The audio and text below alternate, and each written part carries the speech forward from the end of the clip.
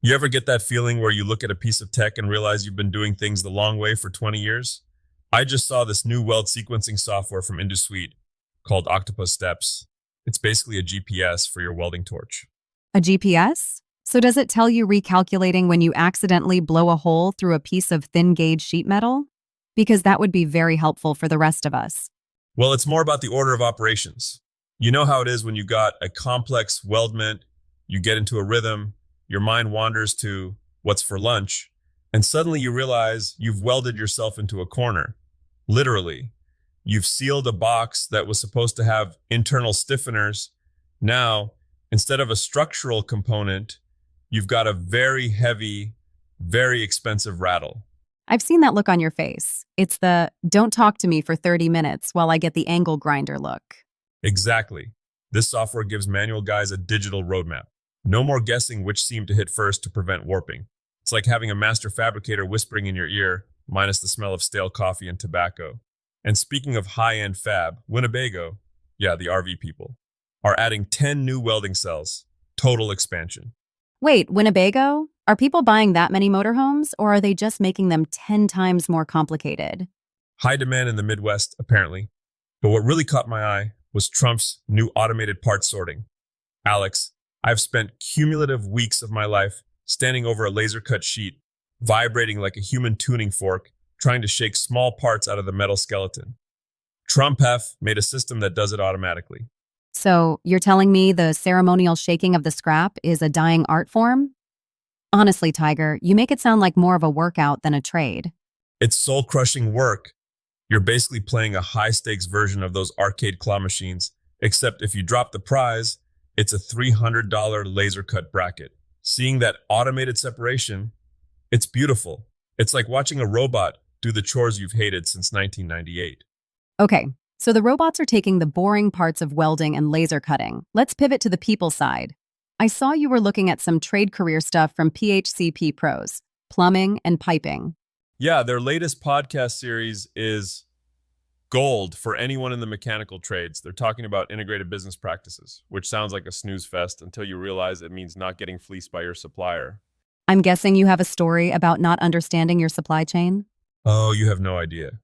Early on, I thought networking was just for guys in suits who eat tiny sandwiches at mixers. Then I had a job where I needed 50 feet of 3-inch copper pipe, which costs about as much as a used sedan these days. And I just walked into the distributor like a tourist. Retail price, no relationship. I basically handed them my profit for the month as a tip. Ouch. So the tip here isn't just be a good plumber, it's be a good businessman. Exactly. Build a relationship with your local distributor. They'll tell you when a price hike is coming before the memo goes out. They'll give you the good lead times. If they like you, they might even save a crate of the new, easier to install piping materials for your project.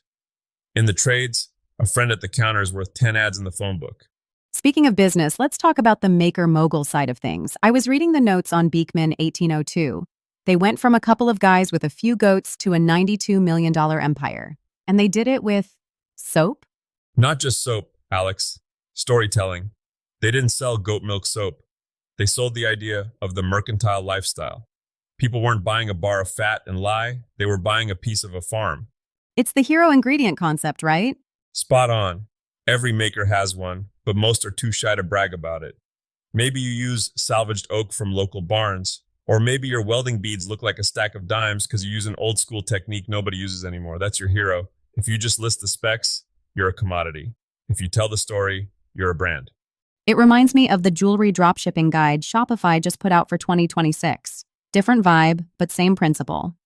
You aren't making the rings yourself, you're curating an aesthetic. It's low overhead, but high mountain on the marketing side. It's a smart entry point. But even there, if you don't have a vibe, you're just another shop in a sea of chrome. You have to be the editor-in-chief of your own brand. Whether it's goat soap or gold-plated earrings, you're selling a feeling. My feeling usually involves sawdust and a slight scent of singed hair, but hey, there's a market for everything. Well, speaking of your feeling, let's get into the DIY mastery section. I saw the CNC percussion video you sent me, a functional musical instrument made entirely through CNC mapping. It sounded surprisingly good. It's incredible. People think of CNCs as these cold, industrial printing machines. But seeing a drum tuned perfectly by the geometry of the carve, That's where the soul of the wood meets the precision of the machine. It's a blend of luthery and mathematics. It makes me want to try it, but then I remember my last woodworking project. Which leads us to the truth bomb from Maker Channel about treated lumber. Ah, the green tinted heartbreaker. Every DIYer has been there. You go to the big box store, you find a deck board that looks straight as an arrow. You lug it home, you're all excited. You leave it in the sun for 2 hours while you go get a sandwich. And when you come back, that board has turned into a giant wooden Pringle. A wooden Pringle. I'm stealing that. But seriously, why is it so temperamental? Because that stuff is pumped full of liquid preservative until it's practically a sponge. It's wet when you buy it. If you try to cut a precise notch or a miter joint while it's still saturated, and then it dries out on your porch, those joints are going to open up until you can fit a thumb in the gap. So what's the move? Do we have to wait a year for it to dry? No, just a week. Buy your treated lumber a week before you plan to cut it. Stash it in the shop or the garage. Stack it flat with pieces of scrap wood between the layers. We call those stickers. To let the air move. Let it acclimate.